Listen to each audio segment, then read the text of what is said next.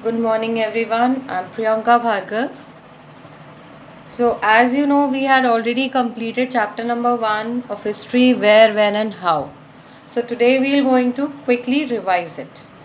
What is history? History is the study of past events. Okay, basically, study of the past events which had happened hundred or thousands of years ago. That is our history.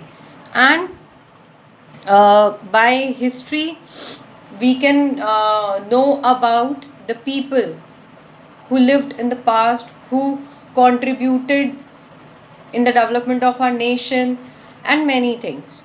Now, how important the dates in history are. Dates are not only important in history, dates are important in our life also. Why? Because to remember the events in our life, and similarly to remember the events had taken place in the past. Okay, as history is already arranged in a chronological order, and historians need the dates to order in order to signify the era. As I have told you, era is a period.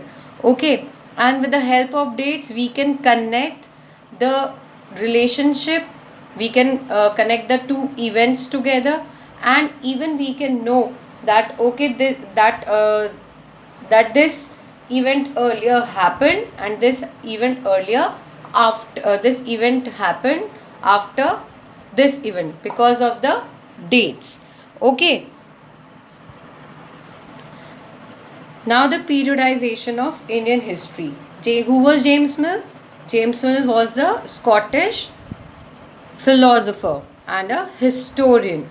Okay, and in his massive work in his book, he had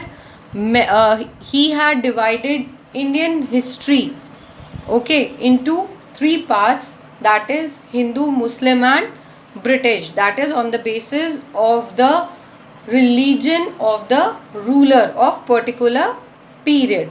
But there are many historians who were against this division, because they didn't want to divide the Indian history on the basis of religion, as each and every person and his culture, tradition, religion is equally important. So they divided the Indian history into three parts, that is ancient period, medieval period, and the modern period. Okay. Now moving further, the sources of the history of modern India. Sources of history of modern India means the things by which we can get to know about our past, about our history. So these sources are divided into two: literary and archaeological sources. Now literary sources like your printed books, government official documents, newspapers, magazines, biographies, and autobiographies.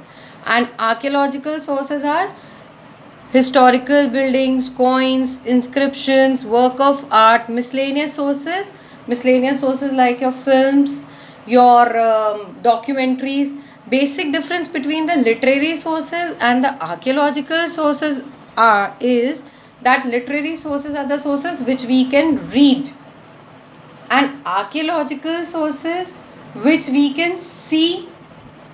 Okay, and after seeing that we can relate it with the past event or certain historical place.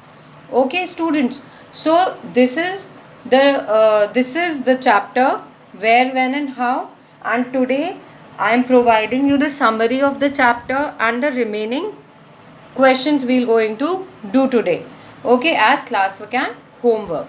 Please, students, read the summary properly, read the chapter properly again, and if you find any problem, please do ask me. Thank you.